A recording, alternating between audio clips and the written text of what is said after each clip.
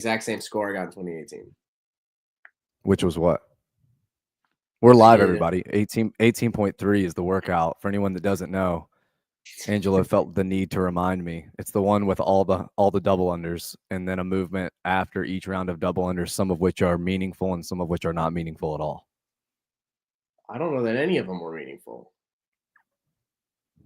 What's meaningful in it? None of it was meaningful to me. I'm serious. You think it's just double unders? It's just double unders. Like it was basically do the movement unbroken, whatever, make the movement whatever you want it to be. Go back to the double unders, be a little tired, and try to go unbroken.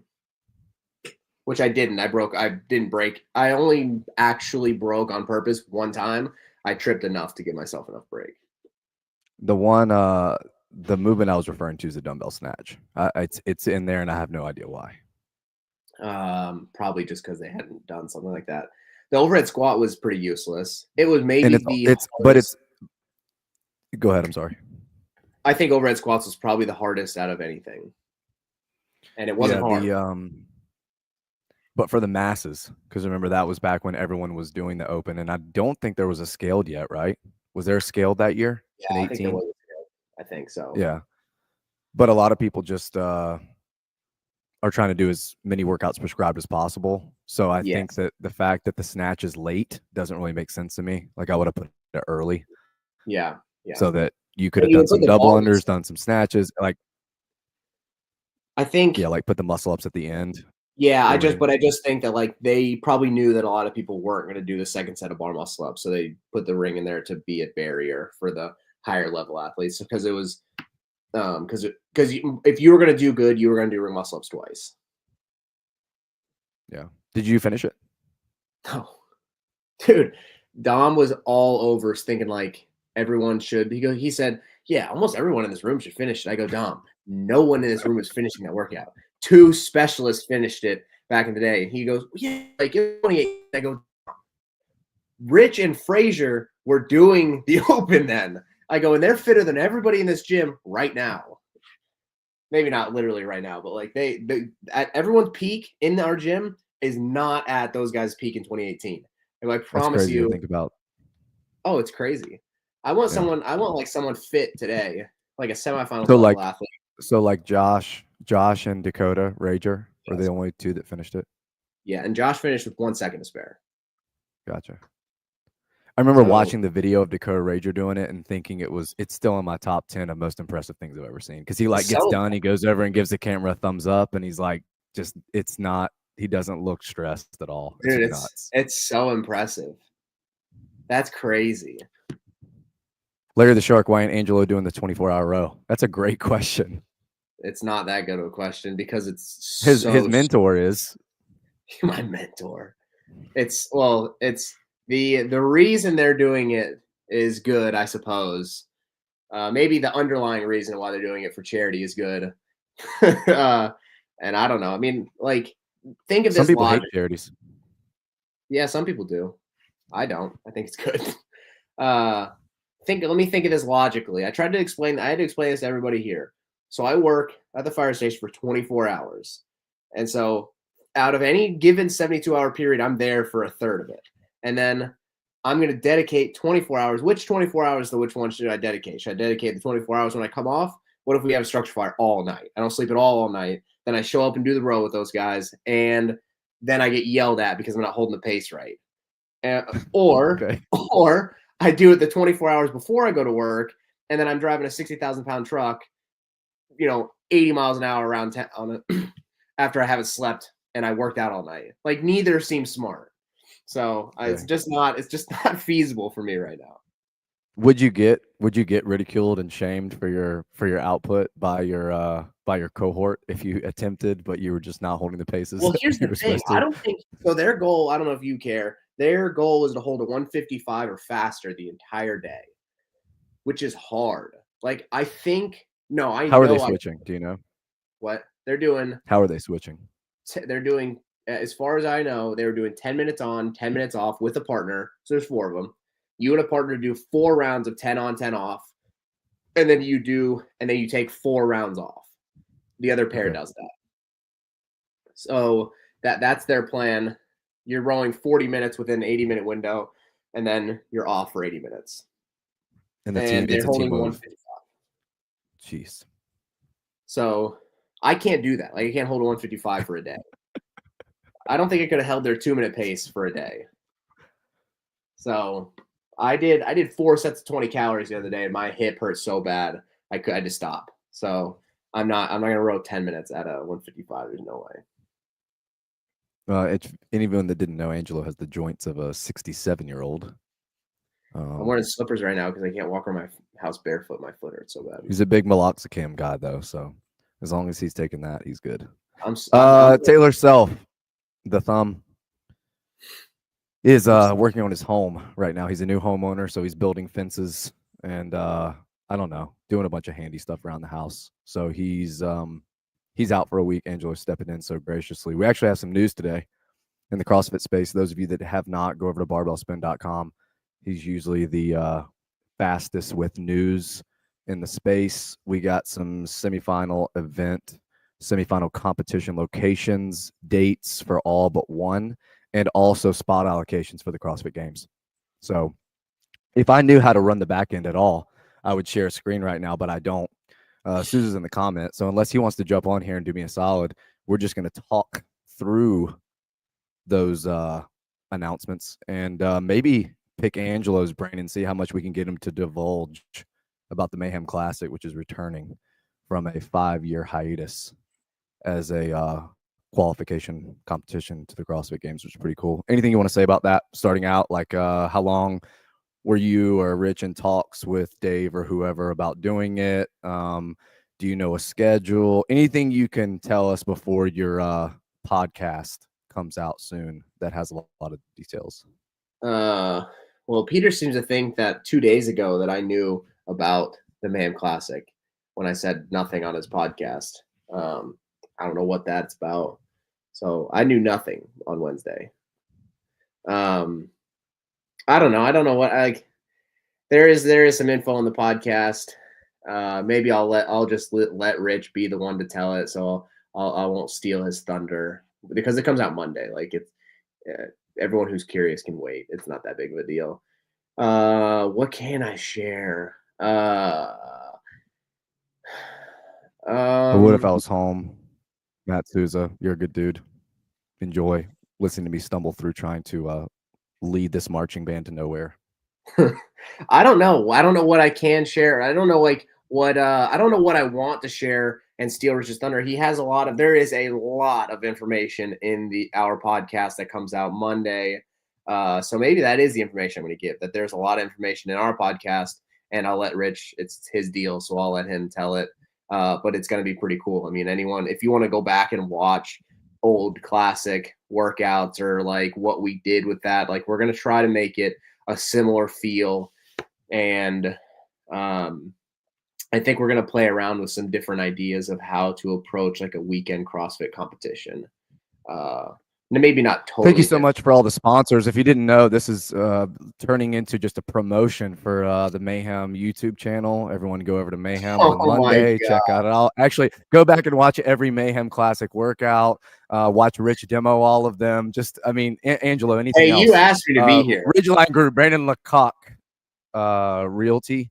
Hit him up if you need help finding any kind of real estate, proven business plans. Corey Polito, been helping us out with the show for a long time. HDR CBD and State Farm. Patrick Mitrovich, they are the two, I think, most tenured sponsors of Shut Up and Scribble. We appreciate it. Go to Sentinel Training. As much as you might think Mayhem's the way to go, check it out. 14-day free trial. I don't know if Mayhem does that. They probably do. WPTH, some nobody. It's their affiliate programming. I'm just taking it off of Instagram. That goes live January 1st, but on Christmas Day, the website is going to be live. So you'll be able to do everything but purchase anything on Christmas Day. Merry Christmas to everyone. Okay. Mayhem Classic. We do know the date, and it is the first in-person semifinal in the world to qualify for the CrossFit Games, which is pretty cool. So 2 spots, 2 males, 2 females. We know that it's at least, so a minimum of 30 spots at the CrossFit Games this year. We think that if they're going to add up all the in-person semifinal spots, which adds up to 16, that means there will be 14 that qualify from the in-affiliate semifinal, which is about a month out from the Mayhem Classic. So you've got Mayhem beginning of April, and then May 1st through the 4th, I believe, is the in-affiliate semifinal online.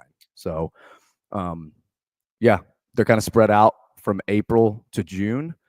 And I don't want to ask you anything that's going to come out on Monday, but as far as the date goes, did you guys always want to be the first one? Was that like something that Rich wanted to do? Like, hey, I want to be the first one on the schedule so I can have like anyone who wants to come can come or whatever? No, I just think it legitimately was like what weekend worked for everyone who's helping run it. Like, I think they had a powwow and they all sat down. They're like, they found weekends that work for everybody. And then they came across this as the weekend that worked for the gym and for all the people involved. So I don't think it has anything to do with that, actually. Gotcha. Here's a question for you as a fitness coach, as a renowned fitness coach that you are. If you are, if you're advising an athlete, here's two different ones. If you're advising an athlete who thinks they're going to go to the games, is almost certain that they're going to go to the games, what would you tell them to do? And what would you tell an athlete who is like a bubble athlete who has an outside chance of going to the games this year? When would you want them to compete, and why? And like what kind of plays into that? That's a good question. There aren't many people out there who fit the description of, I've been doing CrossFit for like 10 plus years. I've barely missed out on the games X number of times, and I know how to compete, right? I'm good at the skill of competing. I just haven't been fit enough, or something crazy has happened that's always kept me out of the games. That being said, the athletes that know they're going to qualify, I wouldn't push them to compete before the online semifinals unless they are like really, really, really, really anthropometrically at a disadvantage competing online, or they're toward the very end of their career and the amount of times they step on the floor are very numbered. Hey, otherwise, I would just be like, definition of that word you just used. Sure. It just means like your body type, limb length. Are you drinking a full? Is that a real Coke? Can you show that to the screen, or is that a Coke Zero? Coke Zero. Buddy, I do know you like to dabble. You like John Young. He's a big Dr. Pepper guy. Full strength Dr. Pepper, not diet. So. Well, it's a zero. I just need some. Okay. I needed a fake energy drink this evening. I didn't want like real energy drink. I just need a little caffeine. So, yeah, I would recommend, like most people, if you have this many opportunities to compete, as long as the competitions don't have strict, like, hey, you got to pick one semifinal, we're not going to just let you make a tour of North America and compete at all three.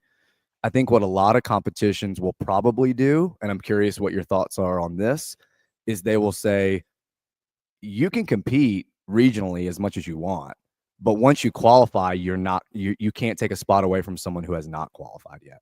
So like if someone goes to Mayhem, let's say Roman goes to Mayhem and he qualifies for the games, then I could see the other two North American semifinals saying, hey, Roman, sorry, I know you might want to come and compete and have some fun, but we're only going to let the people come that haven't yet punched their tickets to the games.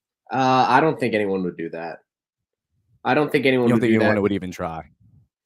Why would you? Because then you're missing out. Because like if you're the last week, then you're missing out on like you could be missing out on like most of the high level games athletes. And not that matters. I mean, it doesn't matter, but publicity wise, like you're missing out on your biggest. I mean, I understand it's not necessarily just all.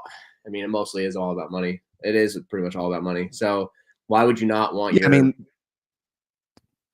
right. Why would you want the big names are going to get people there to watch, but CrossFit, hopefully they don't do the backfill 6th place person that actually made it. I think this is what I think it will prevent. If they tell people, hey, once you qualify, you're done, then they don't have to worry about people showing up to the competition that have already qualified in other ways. Yeah, it was really confusing in 2019 or 2020, whenever they were doing that. It for sure is confusing. So for most people, I would tell them compete as much as you can. Like let's assume that all of the semifinals before the online and affiliate semi are going to use the open as their leaderboard. We already know Torian's going to use the open plus a workout they're going to write. So basically like a 4th week of the open. And that's cool that they're doing something a little bit different. But I think most people are going to use the open if they're going to be before in affiliate semis. If they go after in affiliate semis, I could see some people using the semifinals online qualifier, like using the in affiliate leaderboard to fill those spots. Let's just assume they use the open for that. If you finish high enough to where you can go to multiple semifinals and you're saying a bubble athlete, unless it's a financial thing, I would tell them to compete as much as they can.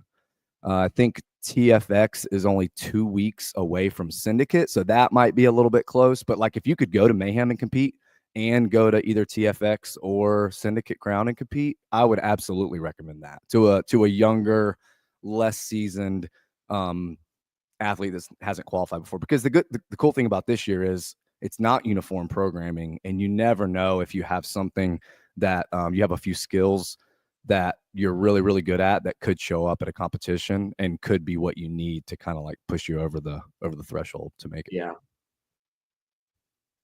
Yeah. I mean, I love camera go off every time I start talking. I don't know. I'm still pondering on whether I like not letting athletes come back into the competition after they've qualified. I don't know what I think about that. It makes it easier to watch and understand and digest because you're like, oh, the top 2 people are going. But it also could make the events later in the year less exciting to watch because you're watching you're not watching as many high-level athletes. I don't know. I mean, so there's 2 ways of looking at it. This is the way I look at it. If you're Syndicate Crown and you're the last weekend, along with Africa semifinal, Asia semifinal, and Torian. But let's just assume that most of these competitions are going to make you compete regionally. So like the North American semifinals are only going to take athletes that are North American. They're not just is that a fact right now? Is that a fact? I don't know. I'm saying let's just assume that. Okay. So you have the 14 spots for online-ish, and then you have the 2 spots for Mayhem, the 2 spots for TFX. Yeah. So that's 18 spots out of 30, right? Yes. A lot of the best athletes in the world are already going to have qualified at that point. Most of them probably have already qualified. They've qualified in like before that last week. So the downside of going at the end is you may not have some of the biggest names, but the upside of it is it's basically a last chance qualifier, which I think is cool for a storytelling standpoint. Yes. I want to look at, I don't know if you've done this. I'm looking at last year's quarterfinals and to see if that would have been a good, oh my gosh, it's not even on the games website. I don't know how to, I'll have to find it. I'll do some other backdoor research. But to see if those top 10 athletes, is it 10 or 15 or 20? What's the deal with this online semifinals? Top 1% from the open. I know that. Who goes to the games? What are you asking? I just said, 10, if 16 are in person, if they take a minimum of 30, it's 14 spots for online. I'm going to assume 15 or 20 then. I was going to say they didn't. I don't know. They use that terminology, I think, so that they can adjust it if they feel like they need to. But initially with the announcements a few weeks ago, they said minimum of 30. Yeah, I know at that. Least. I think they said minimum and at least. So I mean, it could be up to 40 people. But this is the way. This is the way I look at it. We're still sending about half of the games field from an online competition. I thought it would be the other way around. I thought it would be like, and this just may be based on the amount of interest from the competitions, but I thought it would be like 20-10. 10 from online, 20 from in person. So why not just take the whole podium? Why not take the whole podium in North America, the whole podium in Europe, the whole podium in Australia? That's really interesting to me. So I agree with you. I mean, I think I will shout it from the rooftops over and over again that competing in person is a much better test to show who will do good at the games than an online competition. That's kind of why I wanted to see. That's kind of what I wanted to see who would have done good in quarterfinals. I get that most likely the fittest athletes are going to move on. That's fine with me. But I do think that there is something to be said about being a game time athlete when you're on someone else's schedule, when the workouts are totally, they're on a floor. You have to move distance in between them. Like there is a lot to be said about going to a competition than doing it in your gym. That is a skill on its own, and the people who do good there usually do good at the games, to me. Sure. And if you think about what's probably going to happen online for the in-affiliate semifinal, unless they do it like they did stage 1 of the games, which is possible, I don't put anything past them from a programming standpoint, where they say, hey, we want you to go mark out a 200-meter out, and you're going to do 200-meter out, 200-meter back, or 300-meter out, 300-meter back, or whatever. Look at the programming for the in-person semifinals last year. That event, one, would be impossible online. And we've talked about this before, starting it out with a long workout that has a lot of running before the games is very uncommon. And we both agree that it's very important that people do that before they get to the games. So if you look at it from a programming standpoint, I mean, I competed in the Masters the year they did a mile of shuttle runs. They did 50 shuttle runs to start with the dumbbell, with the barbell bench and rope climb, and then 50 to end. Unless they're going to do something like that, how are they going to test running, which is probably, maybe not probably, arguably the most important thing to test, or the most important thing tested at the games is running. Dom set a trigger for me today. He was talking about 18.3 and saying like, well, yeah, like in the open, they're probably going to want to try to test running, or online, they're going to want to try to test running, just like the conversation we're having right now, because it's their only chance before they go to the games.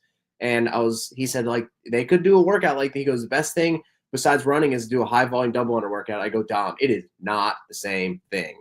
I go, Rich is probably one of the best double unders I know, and he's just an above average runner. And I'd say this to his face. He's a good runner. He's a great double under. It's not, they do not really correlate for him.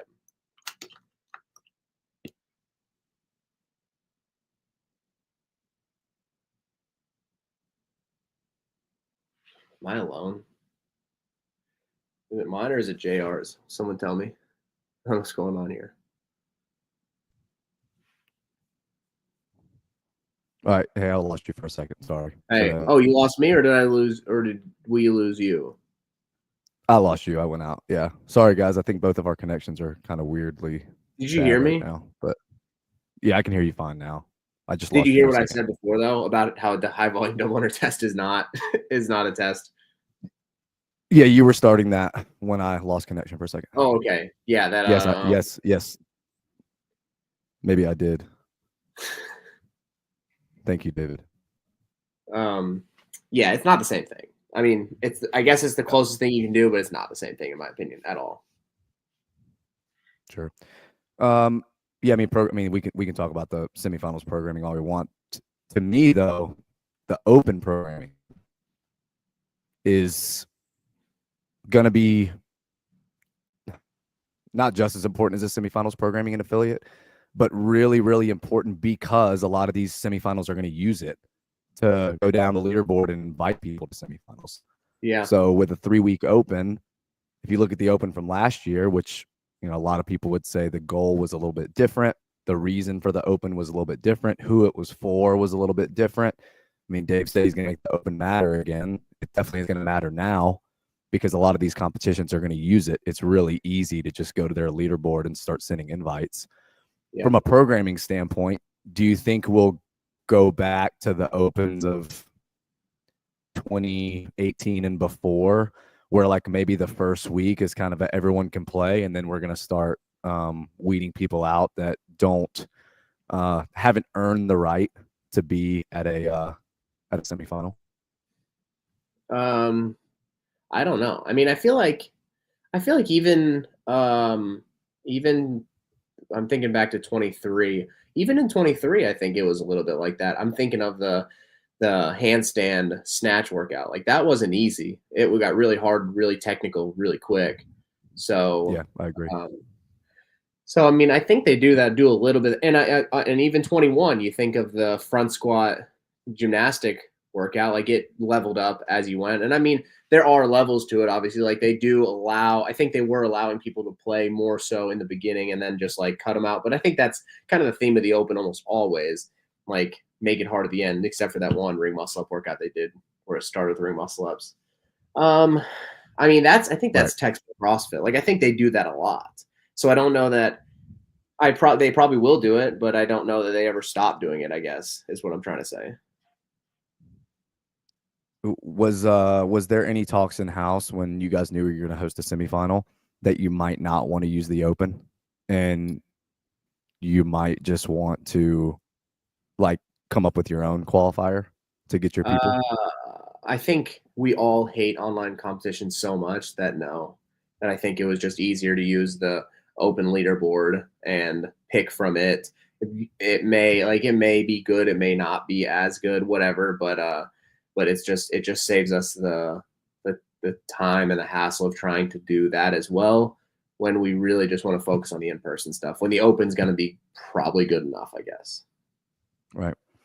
Let's switch gears a little bit and let's talk about the spot allocations, because that's it's a topic every year, whether we're using strength of field or a worldwide ranking or previous games performance over the years. Like, I mean, someone's always got opinions on this. If we look down, it's pretty simple. Asia and Africa get one spot, and then everyone else gets two. Yep. Everyone else gets two, all the other competitions. Do you think they made a mistake there? Do you think we're going to miss out on like a lot of North Americans or Europeans getting in? Or do you think that those 14 to 15 spots online are going to take care of that problem? Because a lot of the people that qualify online are just going to be the fittest, and they're going to be made up of a lot of people from those regions. Yeah, I mean, obviously the North America and Europe are gonna probably run the town when it comes to the online. The in-affiliate semifinal. I think it does take away from the North America. I think they need more spots. And that's my opinion. I think North America needs another probably competition or all three. The podium goes like all the North America competitions, podium goes. Like it's easy to watch, it's easy to understand, and you can say, hey, I do think depth of field needs to play a factor. It obviously does a little bit if it's all based on region, like because there's three competitions in North America and they have 2 spots each. So obviously more people go from North America if it's regionally, which seems to make sense, obviously, because of the way they allocated the spots. It seems that that's probably the way they're going to go. Yeah, you're missing out on people. What do you think? My knee-jerk reaction, this is not at all. Like Europe probably needs to have 6. The North American probably needs to have 9. So that's 15 right there. And you just take some away from the online. That's like my knee-jerk reaction. I'm surprised that Australia has the same amount as Copasur, which is also the same amount as Europe and North America. Well, it's not, though. That being said, sure. That being said,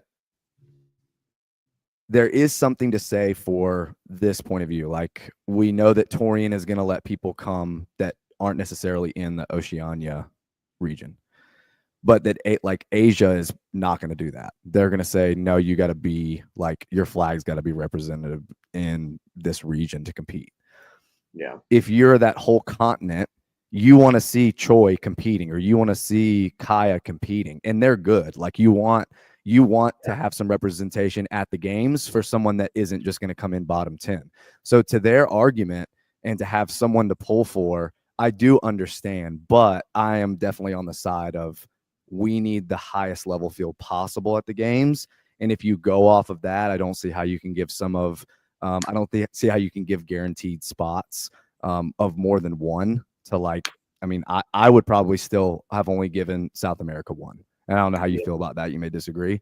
But I think that it would, for the level of competition playing field, it would be better to have more spots allocated to Europe, the North American, and Australia. If it was up to me, here's my hot take for you. If it was up to me, here we go. If it was up to me, you'd get like North America would get like, I don't know, 25 spots. And then each other continent or region, whatever you call it, would get one. One for Europe, one for Asia, one for Africa, one for South America. And guess what? You probably would have the fittest person there. Yeah. Yeah. I know Europe's a stretch. But like you could probably get like 22 or 23 and then give Europe 3, 1, 1, 1, 1. Cool. Probably gonna have the best athletes there. I don't really care at all about global representation. I think it's really stupid. I think it should just all be about how fit are you. I don't know how I feel about like Tia is going to the games. If I'm Tia, I'd much rather go to a competition and qualify, but I know I can qualify online too. So if she qualifies online, she's just being nice to someone in North America or being nice to someone in Australia and saying, hey, you might get your first chance to go to the games this year. So let's just say she's still in Australia and she's like, no, I'm good. I'll go to Torian. It's the last weekend. I can be at home longer, blah, blah, blah. I mean, if you're Maddie Sturt, if you're Grace Walton, like you're sitting there and you're like, huh? Like one of us isn't going. Now that is also assuming that they wouldn't qualify online, which they probably will. All three of those I actually probably could qualify online. It's very possible. Yeah, so that'll be interesting. Like, will we see, just staying in Australia, would we see someone like Van Zio? Will we see someone like Daisy McDonald go to the games? Because by the time Torian happens, a lot of the heavy hitters have already qualified. So for sure, there's a chance. Yeah, it adds some excitement. And like we said earlier, with those competitions that are happening at the very end, like there's 4 in that last weekend.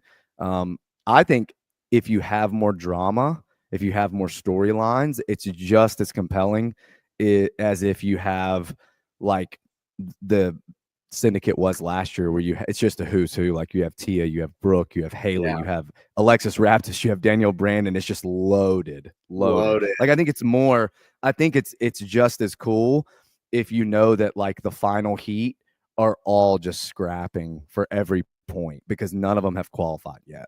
Yeah. And there are gonna be people that haven't qualified in that last week that you're going to be like, is this real? Is this person going to miss out on the games? They finished top 10 last year. They finished top 15 in the last 3 years or whatever. I mean, there'll be storylines. Very possible. I think it's very possible. I mean, the first person that comes to my mind who I don't think is going to have a problem in person, but who just usually who doesn't do as great online and probably on purpose, is Justin Medeiros. Like he just doesn't usually do that good online, because I think he plans his year accordingly, so he peaks at the games so well that he's like, like I'm gonna go to semifinals, I'm gonna do fine. And he usually does. That's usually when I can tell. You can just tell like his peak is starting then. You're like, okay, wow, he's getting really fit. Like at semifinals, because in quarterfinals you're like, man, this guy's good. You're like, whatever, this guy's good. Like you wouldn't say, man, that guy's won the games twice.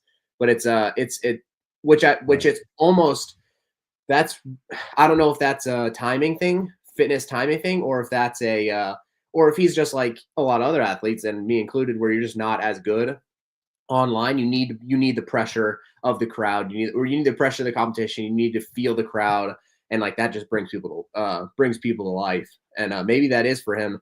And like he could be one of those people who like maybe he just plans to go to syndicate, and like there's only 2 spots. What if the workouts don't line up? I mean, you never know. Like it is crazy. Like he's one of those people that comes to my mind that could be not qualified by the last weekend, and still you'd be like, man, a couple of these workouts maybe aren't good for him. And then you're like, wow, he's not going to go. But he may be extreme, because I think he goes no matter what. But that's the person that comes to my mind. Yeah, there's a ton of ifs right now, because we don't know how many of the semifinals are going to allow it to be a worldwide competition. Like, if I had to guess, I would say most of them are not going to do that. They're going to say, hey, like, yeah, me too. The European regionals are going to be like, you're going to see all Europeans here, and that's who's going to compete. And that's where we're sending the games. If I had to guess, that's what I would say. And if you look at it that way, you're probably just going to see the same people who are like, man, they always struggle to get to the games, but once they're there, they're great. That's why I think, from a programming standpoint, if you're someone who's not suited for online, like, you know that you're going to crush online because there's not going to be any meaningful running, because there's not going to be, there might not be whatever GHD sit-ups. They usually do rope climbs. Like, there's not going to be any odd object work. Like, you struggle with odd object stuff. There's not going to be high level handstand skills, whether that's like parallel handstand push-ups, deficit, handstand walk obstacle, which you could see at some of the in-person semifinals. You're saying, hey, like, I need to be able to compete more than once to punch my ticket. Because if they make you sign up before the programming comes out, which I definitely think they all should, you're going to see people that go to the fittest experience. And I think last year they had some like skills type stuff. I think they had max set of muscle ups. I think they had a max like handstand hold or something. And you're going to see people that get exposed by different programming. So. Yeah. Or excel at it, I think, or just totally excel at it. When I'm in charge of CrossFit, there'll only be one worldwide quarterfinal event, and it will be in Cookeville. Random question of the day: if they had traditional 3-point contests to test accuracy, what high-level athlete wins that test? Amy Hagia was still competing. I would put all my money on her. She's not. I don't know any basketball players off the top of my head. Probably Bill. I mean, Bill, college basketball, Leahy. I don't know of any other players off the top. Andrew does. No. Okay. What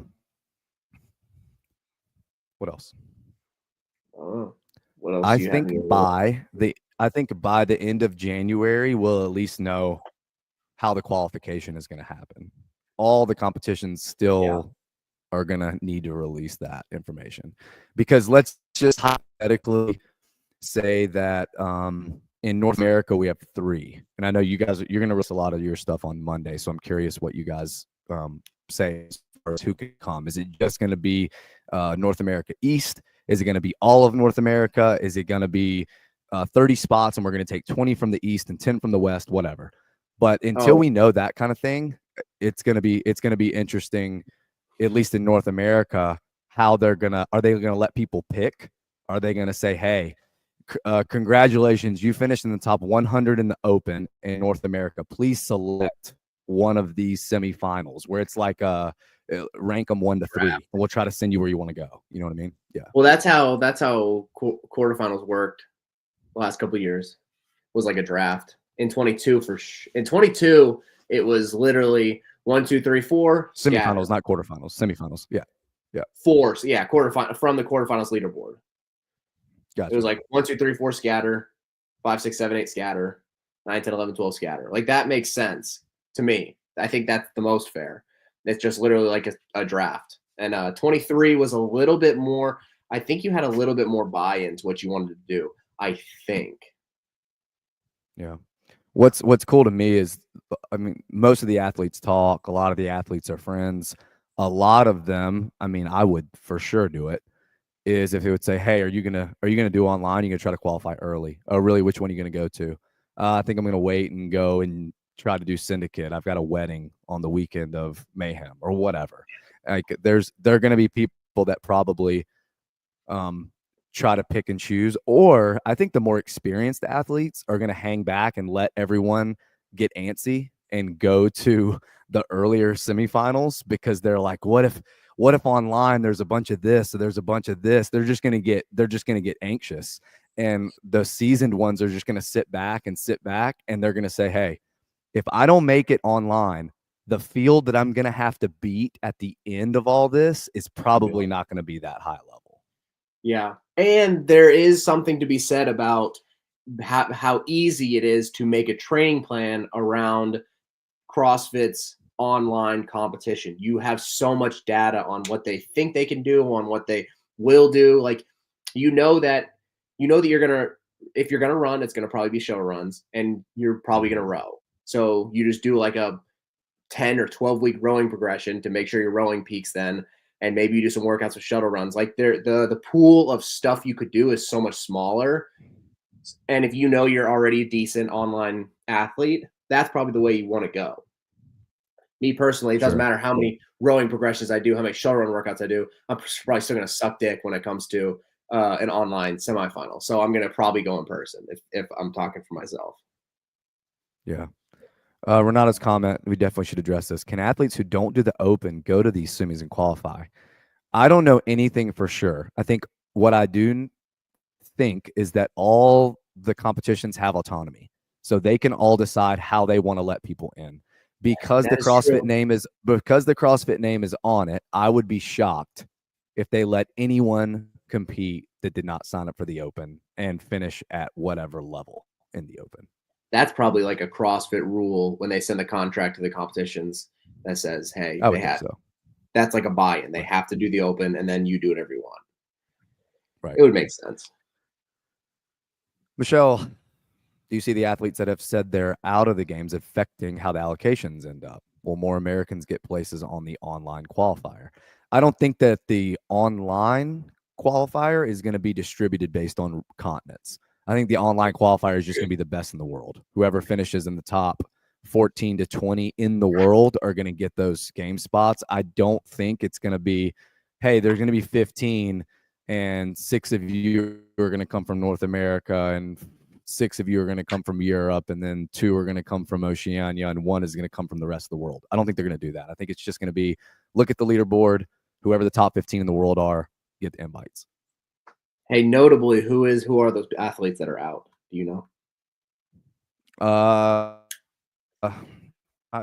think I want to say Spin posted that an interview that Tall did recently made it he was not in the game season, but honestly, I haven't heard of any others that have flat out came out and said, I will not be competing and I'm going to be doing World Fitness Project competitions or taking a year off or whatever. So yeah, Michelle says Emma Tall. I don't know of anyone else though. I guess from a programming standpoint too, to your point about all the data you have and all the movements that you can probably eliminate, stuff like 100-pound dumbbell movements or axle bar movements or kettlebell movements. I mean, most people have kettlebells and we've seen them in like age group stuff, but it's not something that Dave and Boz typically program for the individuals. You also look at what's in the open. There's probably not going to be that much redundant carryover. Like if we did, let's say he did 25.2 is 16.2, 19.2. So it's that clean ladder with toes to bar and double under. You're probably not going to see a heavy clean in the online, in affiliate semi. It would make sense that most coaches are going to be thinking snatch, or they're going to be thinking heavy overhead squat, or they're going to be thinking heavy deadlift. Like it really does help from a movement selection. I mean, some of these semifinals are going to do some crazy stuff, I think. And I think they should, because if you're someone who is just going to say, hey, I think the way that they test the athletes is not appropriate, and I think they need to be doing different things before you get to the games, then, I mean, as far as I know, the oversight is probably going to be minimum. And I think you might see some funky stuff. Like, and I think that's good. I think the level of adaptability is not very high until the games typically. So yeah, that's why I'm interested to see. I think a lot of it'll be based on equipment sponsors, though. Like how many competitions does Rogue assist with their equipment? How many competitions use local companies? All that kind of stuff. I mean, you look at the semifinals programming last year. I thought it was a really good spread of workouts, but it was very, very classic CrossFit. There was dumbbells, there were barbells, there was rig movements, there was a handstand walk, there was echo bike, there was row. That's it. There wasn't anything. There wasn't anything niche at all. No, I'm tired of. Let's see. Hang on. Before I say this, let me think. Okay, there was no pegboard this year, but pegboard is like one of those movements that I don't understand why it only is at the games, or parallel handstand push-ups. Those are the two that come to my mind when I think about why are those like. And I mean, I know. Sorry, Atlas Games did parallel handstand push-ups in 21 or 2, 21, 22. 22. I want to say it's. I want to say 2, but I don't remember. 22. Like those are movements you just don't see at semifinals, and it's the same thing as the running. Like them doing long distance running, high volume running. That I think both of those movements, they don't need to be just tested at the games. And I think even better, I wish they could. I mean, I know this is a logistical nightmare, but it'd be great to test swimming. I know Copasur's done it. Test swimming before the games because it is that. I mean, it's not that it's not a huge part of the games, but I have my 5 non-negotiables: gymnastics, weightlifting, run, swim, bike. Like if you want to say you're the fittest person on earth, those are 5 things you need to be able to do in some capacity. So like not ever only testing it once a year, and 2 years ago we didn't test it, is not enough.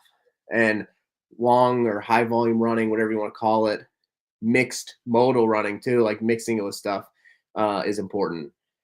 And I know a lot at the games it's important for sure. And why would you not want to test that before they get there? Make sure you're getting some of the best swim, bike runners, lifters, and gymnastic people there, not just the people who can do a CrossFit workout inside a gym. Like that's not all it is. If you had to guess an amount of money that Madison would be angry with you if you lost on if a semifinal program swimming, would you bet yes or no? What, just one? No, I wouldn't bet it. No, not this year. Not this year. Just not this year. I mean, dude, Legends did it, and I think that was awesome that they did. They used the pool. It was cool. Yeah. They did an 8-minute AMRAP of meters. I think a lot of I think a decent amount of the semifinals or sanctionals, whatever the hell they're called this year, probably would be looking into it. Maybe not this year, but the year after. Looking in to see what kind of pool is around them. Given the time of year too, like, especially we're in April, like it's kind of spotty. It wouldn't be a great time to be outside swimming. So it'd be, I mean, I think it'd be great. I wish it would be great. I wish they would do that. Yeah. To your pegboard point, like especially the competitions that partner with Rogue. Yeah, they go on. I don't know this. Maybe they don't fit on the regionals rig, on that 3-tier rig that they always use. Maybe, but I think that is also the rig that they use at the games, like when they did the split triplet. Like I think it's the same rig. So to your point, I love pegboard as much as anyone else does, and this is the 10th year. It's been 10 years since it came out of the game, and people would be really good at it. It looks cool to watch. I mean, I don't think that it's impossible unless Dave has said, hey, there's a few things that you cannot do. Yeah, and that's one of them. And it might be like, I mean, King for a day, I would try to get snails, right? Yeah. Weren't the snails used for the teams last year? Were they supposed to be, or was there one in the back, or did you guys use them? Come on. I didn't watch it. So that kind of thing, I think, would be awesome on a regionals floor. That'd be awesome. It would be. It would be. Yeah. So you can use. Is that kind of your question? That you can use it on a rubber floor? The answer is yes. Yeah. Gotcha. So yeah. What games are in Albany, New York? I don't know anything about that venue, but I think someone did confirm that it was 2017 regional was hosted there. I remember me and you were talking about if they'd ever had a regional there before, but apparently they have. So that's where we know the games are going to be this year. What else? We're at 50 minutes. I don't know what else. You're the show host. You send me some questions that I should have been pondering and I didn't. You're lying. I did not send you any questions. No way. You definitely sent me some talking points that we were going to talk about. Yeah, I didn't. Yeah, you did. It's right here. Is that like a? Is that? Are you supposed to like? Are you supposed to? Or is it supposed to be all like off the cuff, like just conversation? Am I not supposed to say that we had talking points? Oh yeah, no, I don't remember what I sent you. I think I asked you what you didn't want to talk about, and that was it. No. This is no. This is stuff like these are like talking points that we should talk about. I think we hit the talking points. All right, let's go through the schedule right before we get off. Mayhem Classic, April 5th through the 6th. Let me say that again. April 5th through the 6th. That's only 2 days, ladies and gentlemen. 2 days. Are people going to be put through the ringer for 2 days? Or is it just going to be 4 workouts? Is it going to be 8? Is it going to be 10? Is it going to be, dude, I mean, no one's going to catch that, but I think it's really cool to think about what the competition could be like. Most people assume it's always going to be 3 days. Yeah, that's just hey, it's mayhem. That's all I'll say. Wadland Fest, that's in Malaga, Spain, April 24th through the 27th. One thing to note on that, if I'm not mistaken, isn't that online an affiliate team semifinals weekend? You're supposed to know this, Angelo. You're a team competitor. I have no clue. I'm pretty sure that it is. I'm pretty sure that it is. And I was curious if you're going to see individuals going team and trying to qualify both. So I thought wait. In-person semifinals. What do you mean qualify both? Because they're at the same time, are they not? Or am I wrong? The games? Individual and team games, they're at the same time, are they not? That I don't know. I don't know where I don't know if that is our teams at the same venue in the same weekend. I just saw it. I think it just says like teams, individuals, August, and it was kind of like in the same little line. So I think that means probably yes. So I don't think you can do both, right? You can't qualify a team and then drop out. No, you can't if they're the same weekend. Jamie Latimer, is it Mayhem during Masters online? I don't know when the Masters online is, but I'm sure there's some overlap. Did you hear that? My dad was FaceTiming me. Yeah, I did. Hey, is Clemson gonna get blasted tomorrow night? Should we not even watch? What's gonna happen? Probably. They're playing way out of their league, dude. It's just they're just not at the caliber this year, and I don't know that they I don't know that they were good enough to make it. So I guess I don't know. We'll see. We'll see if they can bring it together. I heard a lot of people aren't really happy that they snuck in. Well, of course not, especially like people from around here, because South Carolina was one of the hottest teams, and I definitely think they should have gotten in. I think Alabama was better too. But I do think French throwdown that conference championship should matter. Winning the conference championship should matter.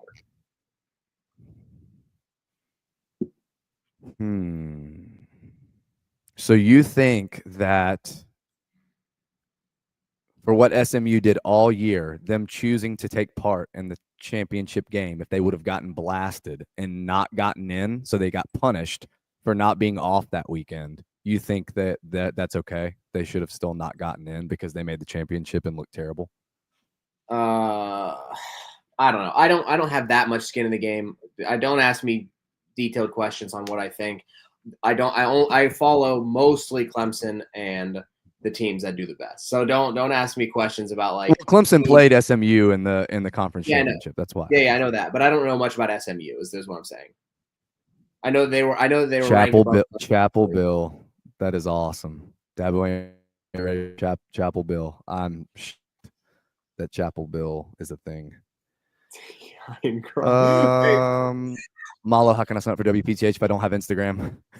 It's a great question. Hopefully that's a sarcastic comment. Yes, years and years of programming is on Instagram and has been on Instagram for free, but there will be a www.wepreferthehate written out, not the acronym. There'll be a website that will provide you a sign up. Yeah, I like this comment. All right, let's go back to this. We got derailed. Mayhem Classic. Yeah, of course you will. Your eyes just go to that. Speaking of acronyms, that's where your eyes go to. Mayhem Classic, April 5th through the 6th. Wadland Fest, April 24th through the 27th. French Throwdown is May 9th through the 11th. That's the weekend after the NFL semis. That's worth noting. So athletes are going to do an online competition. And a lot of them are probably going to compete in what? Less than 7 days, 5 days. Like that's a quick turnaround. So will you see some of those athletes not even do the online semis? That's a something to look out for. Renegade Games, that's in Africa, May 29th through the 1st, along with Far East Throwdown, Syndicate Crown, and Torian Pro. Fittest Experience and Copa Sur don't have dates yet, according to Barbell Spin. So hopefully they'll. I'm looking at Jared's internet slowly drifting away. It's awesome. It's been a common theme. I apologize to everyone. Okay, you good? I'm good. All right. Thanks for joining us, everybody. Sorry that me and Angelo were both Transformers most of the time, or appeared as though we were having TIs. That's a mini stroke to the layperson. Bye.